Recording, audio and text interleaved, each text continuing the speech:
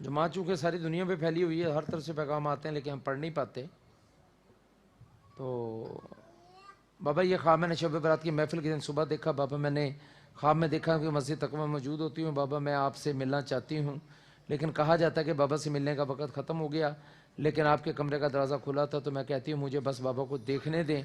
बाबा मैं आपके कमरे के दरवाजे के पास आती हूँ।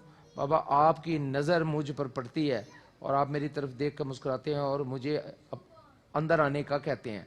बाबा आप मुझे अपने सामने बिठाते हैं। बाबा मैं रोने लगती हूँ, आपसे कहती हूँ कि मेरी ख्वाहिश थी कि मेरे वालिद भी आपके साथ हज पर जाएं, और आपने मेरी इस ख्वाहिश को पूरा कर दिया। मुझे समझ नहीं आ रहा कि मैं किन अल्फाज में अपनी खुशी का इज़हार करूँ।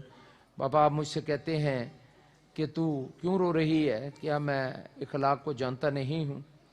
तो फिर मैं इसे कैसे भूल जाता। बाबा मज़ीद रोने लगती हूँ और आप मुस्कुरा कर देख रहे होते हैं। फिर बाबा आप मुझे बहुत सी चीज़ें भी देते हैं।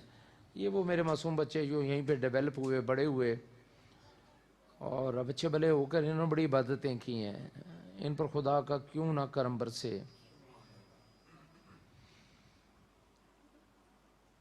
सामने वाले कमरे में दाखिल होते हैं जो कि दादी जान का कमरा है। कुछ देर बाद बाबा इस कमरे से एक रूहानी हस्ती बाहर आई। बाबा इनका लिबास सफ़ेद और चमकदार, इनका चेहरा नूरानी, रुखसार मुबारक गुलाबी, और इनकी दाढ़ी घनी, सर के बाल भी घने थे, सफ़ेद रंग था। बाबा इनका सीना मुबारक चौड़ा, कुशादा, कद मुबारक बुलंद। बाबा मैं सोचती हूँ कि कमरे से ये कौन बाहर आए हैं जो दादी जान के कमरे में थे। इतने में बाबा मेरे दिल से आवाज़ आई कि ये हस्ती हज़रत बाबा फरीद रहमतुल्लाह अलैह है। फिर थोड़ी देर बाद वो वापस इसी कमरे में चले जाते हैं। फिर थोड़ी देर के बाद कोई आता और कहता है कि आप सब जाके आराम करें, बाबा भी इस कमरे से बाहर नहीं आएंगे। और बाबा की मुलाकात इसीलिए बंद की है कि आज बाबा फरीद बाबा जनी सरकार को मिलने के लिए मस्जिद तकवा में तशरीफ़ लाए हैं।